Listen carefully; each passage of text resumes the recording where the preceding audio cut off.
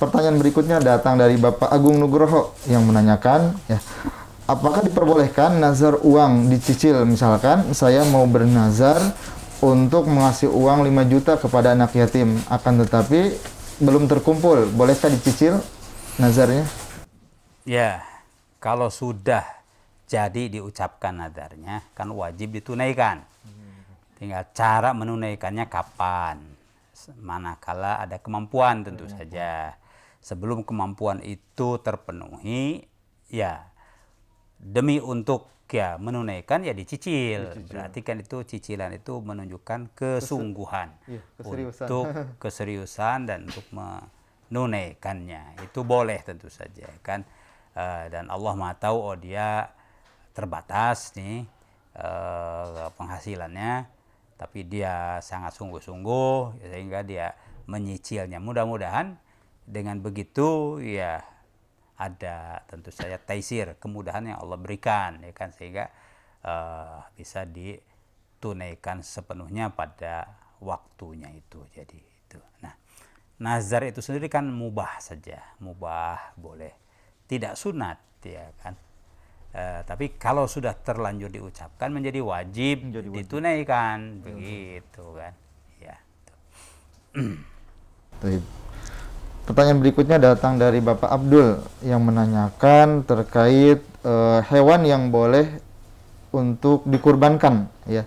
Disebutkan 8 jenis dalam kitab Shahihul Fiqh Sunnah, ya. Yang saya tahu itu unta, sapi, kambing, dan domba. Namun yang 4 lagi saya belum tahu, ingin menanyakan. Ya, ayatnya itu kan sama niyata azwajin minal dha'ni itsnain wa minal ma'zi itsnain. Itu isnain itu bukan dua-dua, tapi ya jaler sama bikang kan begitu apa? Yang betina dan jantan gitu. Jadi untuk dikorbankan itu tidak dikhususkan yang jantan saja, tidak ya kan. Nah, itu berarti kan dua-dua tuh. Itu maknanya isnain. Memang disunatkan yang jantan. Bahkan yang ya sangat-sangat bagus kan itu sunat ya kan. Tapi kalau ya bahkan yang kurang gemuk juga kan sah saja kan begitu. Demi untuk taisir ya, memudahkan dan kemudahan ya diberikan kelonggaran seperti itu. Wallahu a'lam. Pertanyaan berikutnya datang dari Ibu Sari yang menanyakan hukum pekerjaan fotografi dan hukum pekerjaan menjual buku yang di dalamnya ada foto-foto makhluk hidup seperti manusia.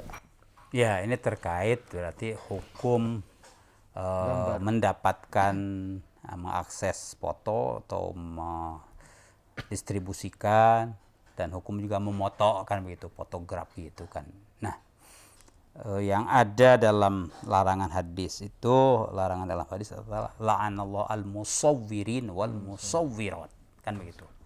Nah, tentu para ulama membahas yang dimaksud dengan al-musawwirin wal musawwirat itu apakah memoto ya kan atau menggunakan foto yang sudah jadi. Nah, ternyata dari sisi bahasa taswir saat itu konteksnya adalah mengukir, bukan memoto.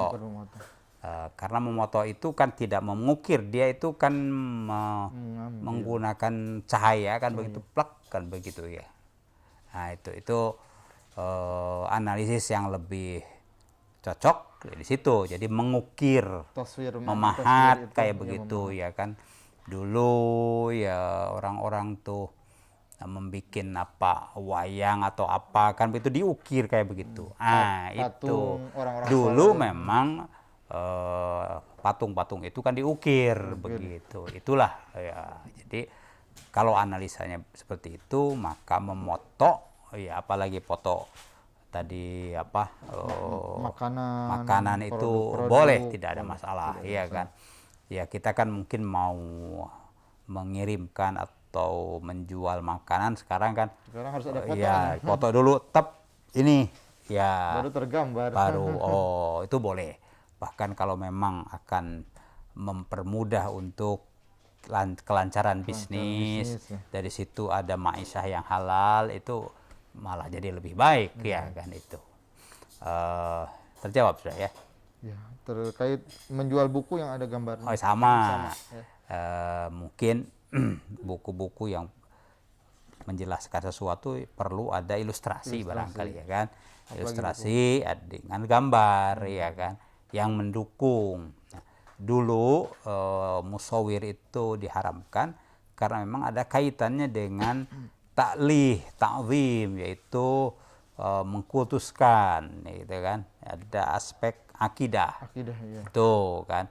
Nah, tentu ini sama sekali tidak ya kan, itu kan ilustrasi terhadap narasi yang ada tentang satu konsep, lalu ini loh gambarnya. Kan begitu ya, mendukung. Jadi itu mendukung penjelasan ya, insya Allah boleh. Jazakumullah khair. Pertanyaan berikutnya datang dari Ibu Sari yang menanyakan ya, bolehkah mengajarkan anak bermain catur dan bolehkah mengajarkan anak permainan dakon untuk melatih? Dakon itu seperti apa tuh? Mungkin mirip catur juga kali catur, ya. Ya. Mungkin cuma bendanya lain. Mungkin ya.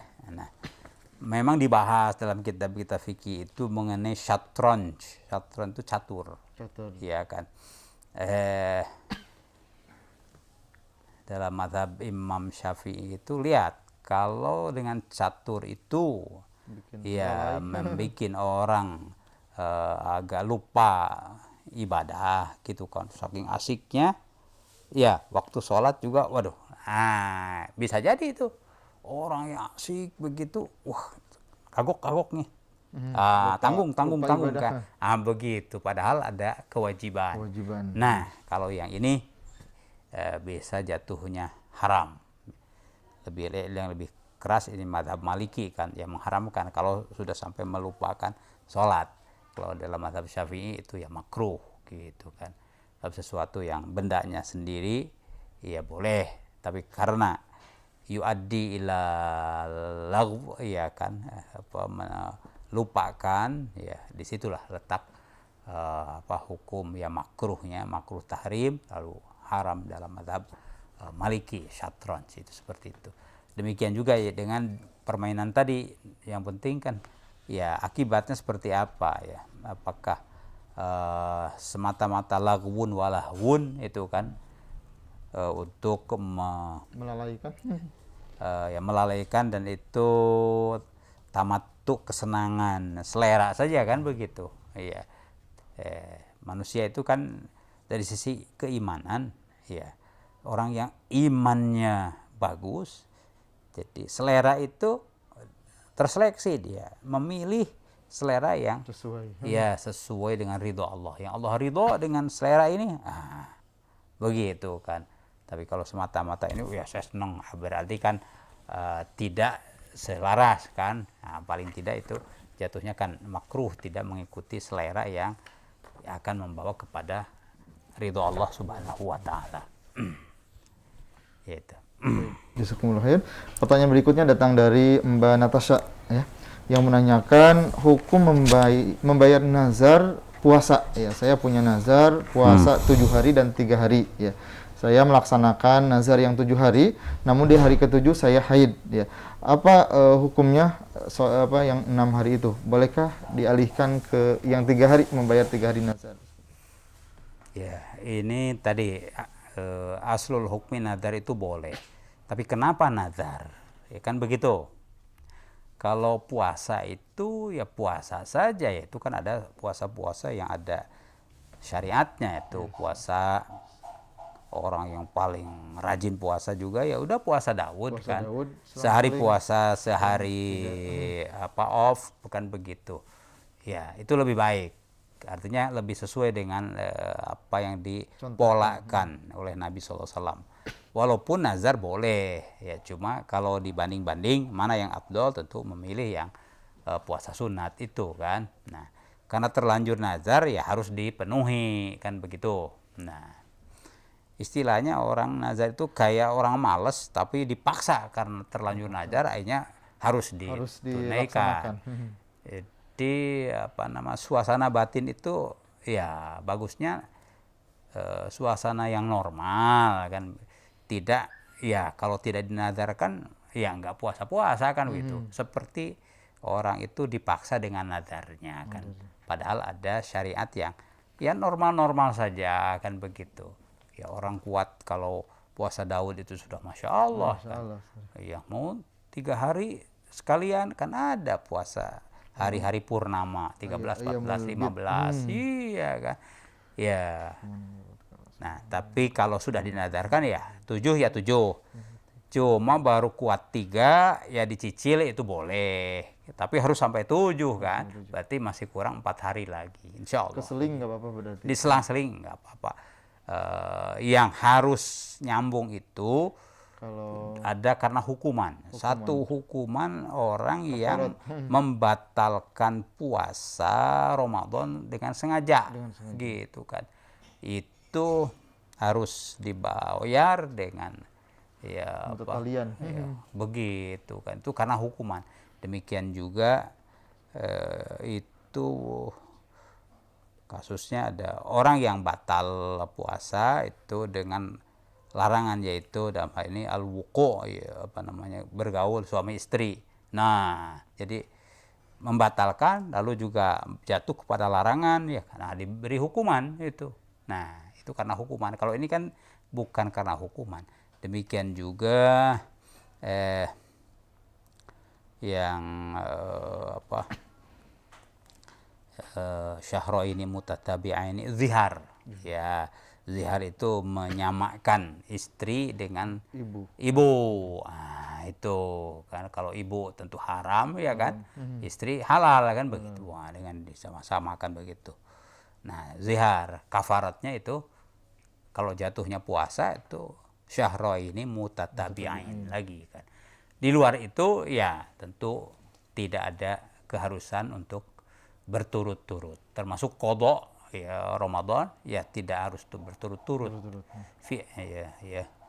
Fa'iddatum min ayyamin ukhar, yaitu dihitung berapa bolongnya ya dibayarkan begitu walaupun tidak berturut-turut. Demikian, wallahu a'lam. Jazakumullah khair. Pertanyaan berikutnya datang dari Kang Ucu ya, yang menanyakan hukum menyatukan niat ya. Saya berniat untuk akikah anak saya sekalian 40 hari wafatnya ibu ya. Apakah seperti itu diperbolehkan? Ya, akikah itu sunat ya kan. Tentu fadilahnya banyak ya kan. Bisa menjaga nanti anak itu kelak dari godaan-godaan setan kan begitu. Juga tentu ada keberkahan yang lain. Sedangkan puasa apa namanya patang puluh ya. Nah, iya. itu kan tidak ada sesungguhnya ya anjuran itu. Itu karena kebiasaan. Ya toh ini sudah diniatkan juga. Nah, mana yang lebih kuat status hukumnya? Tentu saja akikah ya. Nah, maka menurut ulama ini ya yang lebih kuat hukumnya itu bisa menarik yang di bawahnya. Berarti kan untuk akikah itu ya boleh ditumpangi apa sedekah. Jadi niatkan ini untuk akikah sudah selesai, lalu dimasak, juga ya untuk sedekah. Itu boleh begitu. Tidak dibalik ya. Jadi niat awalnya matang puluh lalu numpang akikah enggak.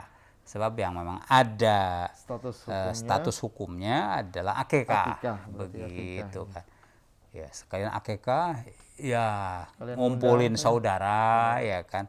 Misalnya apa syukuran boleh kan begitu. Demikian. Jazakumullah khair. Alhamdulillah pemirsa yang berbahagia, pertanyaan-pertanyaan seputar ibadah telah dijawab oleh Syekhuna. Untuk itu kita lanjutkan setelah berikut ini. Assalamualaikum warahmatullahi wabarakatuh. Waalaikumsalam.